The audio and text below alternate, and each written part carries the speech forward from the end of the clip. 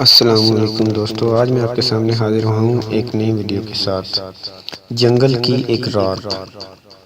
شیر نے بھینس کا شکار کرنے کے لیے اپنی عادت کے مطابق اس کی گردن کو ہی نشانہ بنایا تھا، لیکن یا تو وہ بھینس کچھ زیادہ جاندار نکلی یا پھر اتفاق سے وار ہی پوچھا پڑا۔ خیر، وجہ جو بھی رہی ہو، بھینس گری نہیں بلکہ شیر کو لیے اس طرف سرپٹ بھاگ پڑی جس طرف وہاں سے تھوڑے ہی فاصلے پر ایک کھلے میدان میں کچھ جھونپڑیاں پڑی ہوئی تھیں۔ شیر نے بھینس کو زمین پر گرانے کے لیے جتنے بھی داؤ اسے آتے ہوں گے ضرور آزمائے ہوں گے، لیکن جب دیکھا کہ وہ کسی صورت چت نہیں ہو رہی تو اس نے بھینس کی گردن پر سے اپنے پنجوں اور دانتوں کی گرفت ڈھیلی کی اور جس تیزی سے اس نے حملہ کیا تھا اس تیزی اور پھرتی سے اس نے بھاگتی ہوئی بھینس سے زمین کی طرف چھلانگ لگائی اور ایک جھاڑی کو پیچھے دیکھتے ہی دیکھتے نظروں سے اوجھل بھی ہو گیا۔ بھینس جھونپڑیوں کے پاس آ کر رک گئی۔ اتفاق کی بات کہ ٹھیک اسی وقت سید صاحب کی جیپ بھی جنگل کی ریسٹ ہاؤس پر پہنچنے کے لیے قریب سے گزر رہی تھی، اس لیے اس بھیانک واردات کے کئی سین جیپ والوں کو بھی اپنی آنکھوں سے دیکھنے کو مل گئے، اور جو کچھ خود نہیں دیکھ سکے ان کی کڑیاں تجربے اور معلومات کی بنیاد پر جوڑ کے یہ اندازہ لگا لیا کہ شیر نے کس طرح بلی کی طرح دبے پاؤں آ کر بھینس کی گردن دبوچنے کے لیے بے چست لگائی ہوگی اور کس طرح گردن میں جھول کر اپنی نکیلے پنجوں اور خنجر جیسے تیز دانتوں سے موٹی گردن کو توڑ ڈالنے کی کوشش کی ہوگی۔ بھینس کی گردن سے جہاں جہاں شیر کے کیلے نگیلے دانت لگے تھے وہاں سے خون رس رہا تھا، اور کمر اور گردن کے جوڑ پر بھی جہاں شیر نے اپنا پنجہ گاڑا تھا وہاں بھی خون آ رہا تھا۔ اس وقت بھینس کی حالت دیکھی نہیں جا رہی تھی۔ خوف کے مارے اس کی آنکھیں پیلی ہو پڑی رہی تھیں اور وہ انتہائی بے چینی کی حالت میں کبھی چھپنے کے لیے جھونپڑیوں کی طرف جاتی تھی تو کبھی شاید یہ سوچ کے کہ انسانوں کے پاس زیادہ محفوظ رہے گی وہ جیپ کے پاس چلی آتی تھی جہاں اس وقت تک ان جھونپڑیوں کے رہنے والے بھی آ کر جمع ہونے لگے تھے۔ اور پھر لیکن ٹھہریے، اس قصے کے درمیان سے بتانے کی بجائے میرے خیال سے یہ زیادہ اچھا رہے گا کہ اسے شروع سے سنایا جائے تاکہ کہانی کا منظر اور بھی اچھا ہو، ساتھ ہی پڑھنے والے کو یہ بھی معلوم ہو جائے کہ کن حالات اور کس ماحول میں یہ واقعہ پیش آیا۔ یہ قصہ دراصل اس رات سے شروع ہوتا ہے جب سید صاحب لگ بھگ جاگتے ہی رہے تھے۔ وہ کبھی دائیں کروٹ بدلتے تھے اور کبھی بائیں طرف، کبھی ایک ہاتھ سر کے نیچے رکھتے تھے اور کبھی دوسرا، کبھی تکیے کی پوزیشن بدلتے تھے اور کبھی خود اپنی، لیکن نیند نے تو اس رات جیسے نہ آنے کی قسم کھا لی تھی اور ایسی روٹھی تھی کہ کسی طرح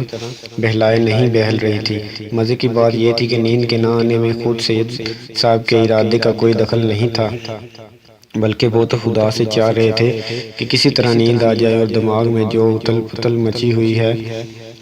اسے چین ملے۔ اس لیے نیند کو بلانے کے لیے وہ کئی بار دل میں یہ ٹھان کر لیٹے کہ میں اب کوئی بات نہیں سوچوں گا اور ذہن کو خالی رکھ کر نیند یا کو اپنے پنکھ پھیلانے کا موقع نہیں دوں گا، لیکن یہ کوششیں بھی ناکام رہیں اور ان کو بے لگام ذہن اگلے چند دنوں میں پیش آنے والے واقعات کی من پسند خیالی تصویریں پیش کر کے انہیں مسلسل سوچتے رہنے پر مجبور کرتا رہا۔ سچ پوچھیے تو اس طرح کی صورتحال پیدا ہو جانے میں قصور کسی اور کا نہیں، خود سید صاحب کی اپنی طبیعت اور شوق کا تھا، کیونکہ ان کی یہ کیفیت اس وقت سے شروع ہو گئی تھی جب شام انہیں یہ بتایا گیا تھا کہ شکار پر وہ بھی ساتھ جا رہے ہیں۔ ظاہر ہے اس نوید کے بعد انہیں ہاتھی، شیر، گلدار، ریچھ، سانبر، چیتل، نیل گائے اور پاڑے جیسے جانوروں کا خیال تو آنا ہی تھا جنہیں اپنے قدرتی انداز میں زندگی بسر کرتے ہوئے ایک دوسرے کے پیچھے لپکتے جھپٹتے جنہیں اپنے قدرتی انداز میں زندگی بسر کرتے ہوئے ایک دوسرے کے پیچھے لپکتے دپکتے اور بھاگتے دوڑتے جنگلوں میں ہی دیکھا جا سکتا ہے۔ صرف گھنے جنگلوں میں شکار پر جانے کی باتیں گھر میں کئی دن سے چل رہی تھی۔ سید صاحب دیکھ رہے تھے کہ ابو اور چچا جان کو دن ہو یا رات جب بھی ایک ساتھ بیٹھنے کا موقع ملتا وہ اس کی باتیں لے بیٹھتے، اور شام کے وقت جب ان کے دوست احباب بھی دن بھر کے اپنے اپنے کاموں سے فارغ ہو کر آ جاتے تو ان کے گھر میں اچھی خاصی شکار کانفرنس ہو جاتی۔ روانگی کا کون سا وقت مناسب رہے گا، ساتھ جانے والا سامان کیسا اور کتنا ہو، واپسی کب ہونی چاہیے۔ غرض اس طرح کے سوالات اٹھا کر ان کے ہر پہلو پر غور کیا جاتا ہے۔ جنگل میں بازار ہاٹ تو ہوتے نہیں، اس لیے سب کا زور اسی بات پر رہتا ہے کہ ضرورت کی سبھی چیزیں مناسب مقدار اور تعداد میں ساتھ رہیں تاکہ وہاں کسی بات کی تکلیف یا کمی محسوس نہ ہو۔ یہ نصیحت تو سب ہی ایک دوسرے کو کرتے، ہر کوئی اپنے ساتھ دوسری چیزوں کے علاوہ چاقو اور ٹارچ ضرور رکھے، کیونکہ جنگل میں ان کی ضرورت پڑا ہی کرتی ہے۔ روانگی سے ایک دن پہلے جب ساتھ جانے والا سامان اکٹھا کیا جا رہا تھا تو سید صاحب نے خوب دوڑ کر کام کیا۔ وہ کبھی ابو اور چچا جان کے پہننے اور اوڑھنے کے کپڑے جمع کرتے ہوئے نظر آئے تو کبھی ملازم کی مدد سے بیٹھے اٹھنے کے لیے دریاں، چادریں اور دوسرا سامان جمع کرتے دکھائی دی، اور شاید اسی بات نے ان کی بات بنا دی، اور یہ جانتے ہوئے کہ سید کو بھی اپنے بڑوں کے مقابلے جنگل اور جنگل کے جانوروں سے کچھ کم لگاؤ اور دلچسپی نہیں ہے، انہیں بھی ساتھ لے چلنے کا فیصلہ کر لیا گیا۔ وہ مئی کی 22 تاریخ تھی جب رات میں کوئی 2:30 کا ٹائم تھا کہ تیاریاں شروع ہوئی۔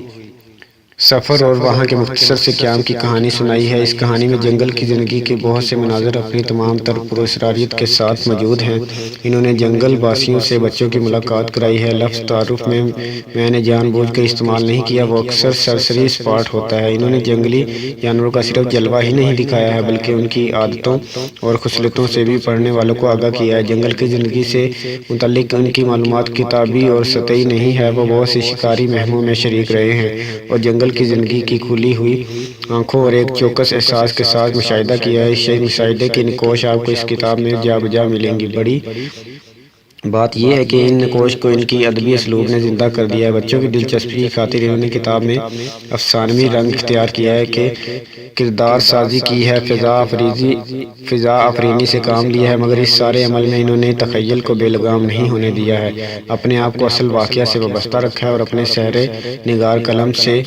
واقعات کے مختلف گوشوں کو منور کیا ہے۔ دوستو، اسی کے ساتھ میرے چینل کو ضرور سبسکرائب کریں تاکہ ایسی مزید کہانیاں آپ کو مل سکیں۔